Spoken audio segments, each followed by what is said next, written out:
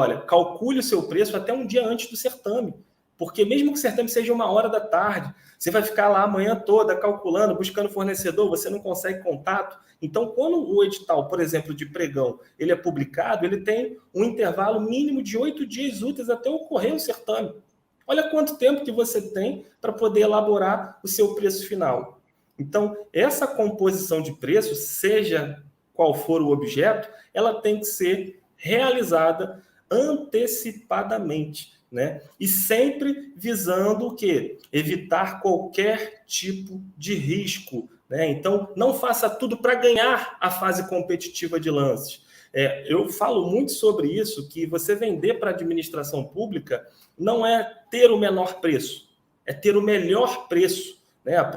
O próprio governo, ele fomenta isso. Olha, eu te contrato, né? Eu assino um contrato com você, mas você tem que ter um preço justo, um preço competitivo, sim, claro, mas você precisa atender os demais requisitos do edital de licitação, que é habilitação, prazos, exigências. Então, não adianta nada eu chegar com preço lá no final, lá no fundo, e não simplesmente não enviar minha proposta readequada, né? Estou passível de ser penalizado. Então, acontece demais, inclusive estou participando de licitação constantemente, o que eu mais vejo é 2, 3, 4, 5 empresas dando preço lá embaixo e não envia sua proposta readequada. E ela está passível de penalização. E não tem essa de que o valor é inexequível, eu não vou ser penalizado. Trazendo um caso real aqui, tá, Rafael e Pedro, uma licitação que eu participei, um licitante ele deu R$1.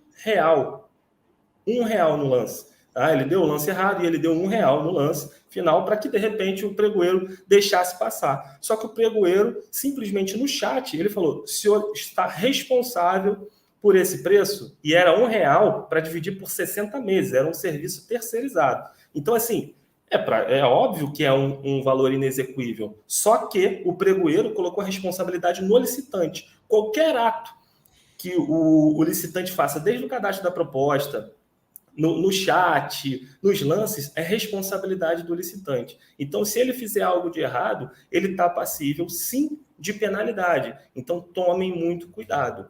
E, claro, não deixando de falar dos nossos amigos queridos concorrentes, né? Então, é simplesmente deixar o concorrente dar o seu preço. Esse licitante que deu R$1 é o seu concorrente. É o concorrente que não tem qualificação, que não tem capacitação, que não tem ideia do que está fazendo num certame público. Então, deixa ele dar o lance, deixa ele cair com o preço. Se você fez todo esse processo de calcular o seu preço de forma antecipada, né, de evitar qualquer tipo de risco, ter atenção total e simplesmente ficar com o seu preço final, com uma margem teoricamente lucrativa, mesmo que não seja o melhor lucro do mundo, né, a gente falando do primeiro slide, tá ótimo. O seu concorrente ele vai cair. Ele não vai conseguir arcar com aquele preço. Ou ele não vai mandar proposta readequada, ou ele não vai ter algum tipo de documentação.